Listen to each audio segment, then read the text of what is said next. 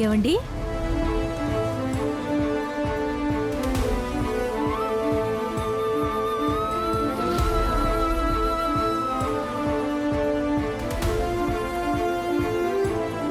నందిని,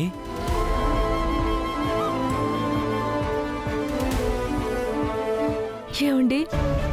ఏంటి నందిని, మన కర్మ కాకపోతే పెళ్ళయ్యాక కూడా మనం దూరంగా ఉండాల్సి వస్తుంది. నిన్ను ఊళ్ళు కనీసం దగ్గర నుంచి కూడా చూడలేకపోతున్నాను. నీతో మాట్లాడాలన్నా కుదరడం లేదు. చివరికి ఆ దేవుడు మనకి ఇలా అవకాశం ఇచ్చాడేమో. మనిద్దరికీ ఇలాంటి పరిస్థితి వస్తుందని అస్సలు ఊహించలేదండి. నా తలరాత కాకపోతే నా చెల్లెలు చాలా కష్టపడి మీకు కట్నమిచ్చి వైభవంగా పెళ్లి చేసింది. తీరా మీ ఇంటికొచ్చే టైంకి మీ గ్యారేజ్ తగలపడిపోవడం ఏంటో దాన్ని సాకుగా చూపించి అత్తయ్య గారేమో నా వల్లే తగలబడిపోయిందని ఆ నష్టపరిహారం మమ్మల్ని కట్టమనడం ఏంటో నాకేం అర్థం కావట్లేదు. నందిని, ఈ విషయంలో నీ తప్పేం లేదు. అంతా మా అమ్మ అత్యాస. మరో విధంగా నా చేతగానితనం. అమ్మనెదిరించి మాట్లాడలేను, అలా అని నీకు దూరంగా ఉండలేను.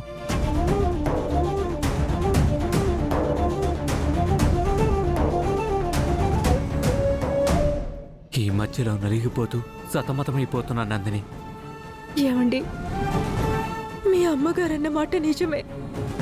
నేను నష్టజాతకురాలనండి. ఏంటి నందిని, నువ్వు కూడా ఇలా మాట్లాడతావు? మరి లేకపోతే ఏంటండి? నా మెళ్ళో మీరు కట్టిన తాళుంది. మీరిచ్చిన పసుపు కుంకుమల వల్ల నా నుదుటన కుంకుమ కూడా ఉంది. మీ వల్ల కలిగిన ఐదోతనం వల్ల నా చేతికి గాజులు కూడా ఉన్నాయి. కానీ వీటన్నిటికీ కారణమైన మీరు మాత్రం నా పక్కన ఉండట్లేదు.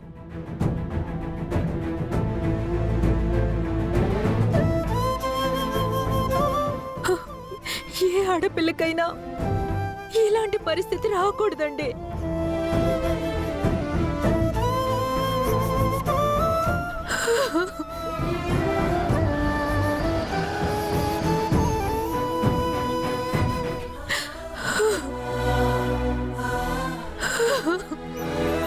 తను మొన్న నన్ను కాపాడిన నందిని కదా, తనేంటి అలా ఏడుస్తోంది?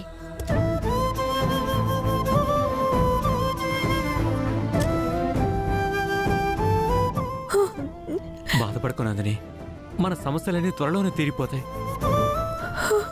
నందిని, ఎందుకు ఏడుస్తున్నావు నందిని?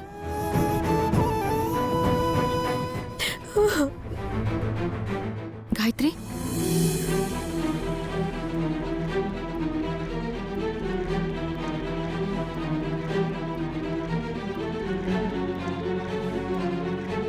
ఏ మిస్టర్, నీ వల్లే తను ఏడుస్తోంది. ఏం చేసావో చెప్పు. అది కాదండి, నేనేం చెప్పకండి.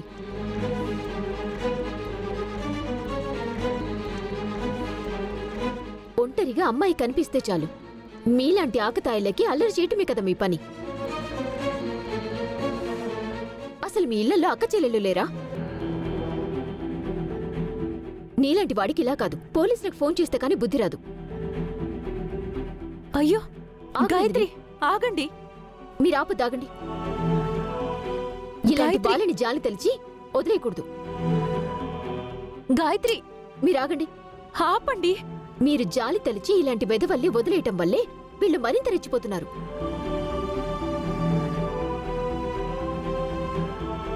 వీళ్ళకి తగిన విధంగా బుద్ధి చెప్తే గాని ఆడవాళ్ల పట్ల జాగ్రత్త పడరు.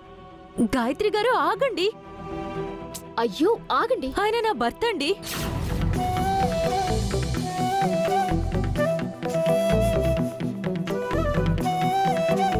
ఏంటి? ఆయన మీ భర్త?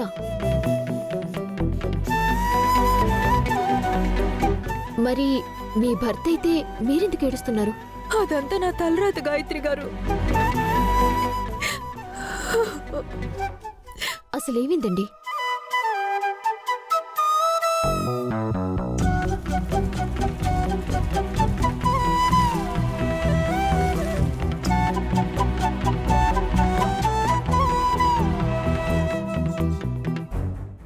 గ్యారేజ్ తగులుపడిపోవడం ఏంటండి? ఏమో నందిని, నాకేం అర్థం కావట్లేదు. ఏరా, నీ గ్యారేజ్ తగలబడిపోవడానికి కారణం ఇంకా నీకు అర్థం కావట్లేదా? ఇదిగో ఈ మహాతల్లే.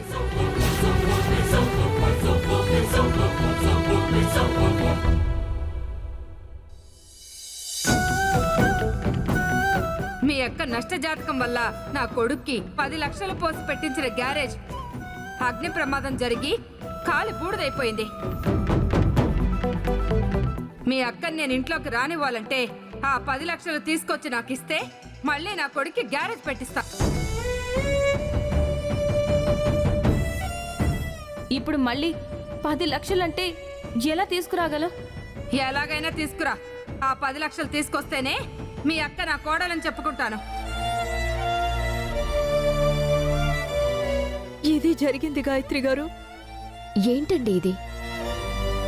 మీ అత్తయ్య గారు ఇంత అన్యాయంగా మాట్లాడుతూ మీ మధ్యలో ఇన్ని సమస్యలు సృష్టిస్తూ ఉంటే మీరేంటి అక్కడి నుంచి ఇక్కడికి వచ్చి ఏడుస్తున్నారు?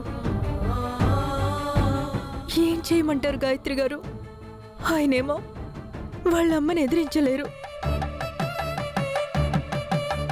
మాకేమో అత్తయ్య గారికి ఆ డబ్బులు ఇవ్వడం తప్పించి ఇంకో దారి లేదు. నందిని, మీరింత మెతగ్గా ఉంటే మీరెప్పటికీ మీ భర్తకి దూరంగా ఉండటమే అవుతుంది. లేదు, మీరీ విషయంలో గట్టిగా నిలబడాలి.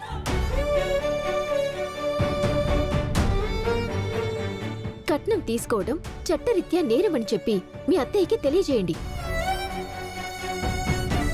ఒకవేళ ఆవిడ మీ మాట వినకపోతే మీరిద్దరూ వెళ్లి పోలీస్ స్టేషన్లో కంప్లైంట్ కూడా ఇవ్వచ్చు. అప్పుడు పోలీసులు మీ అత్తయ్యని పిలిచి కౌన్సిలింగ్ కూడా ఇస్తారు. ఆ తర్వాత మీ అత్తయ్య డబ్బు అనే మాట కూడా ఎత్తరు.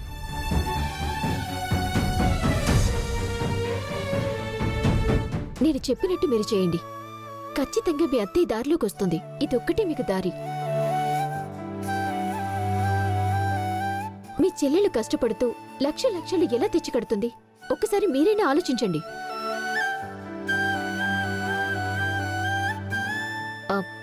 నందిని గారు, ఒకసారి మీ నంబర్ ఇవ్వండి.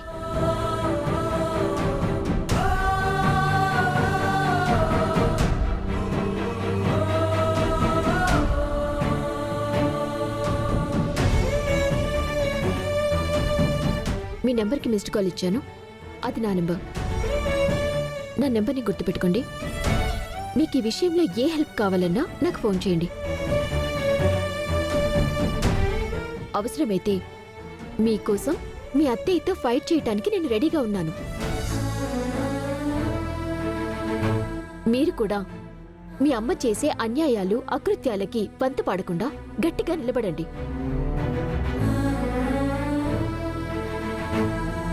మీకు మీ భార్య కావాలంటే నోరు తెరిచి గట్టిగా మాట్లాడాలి.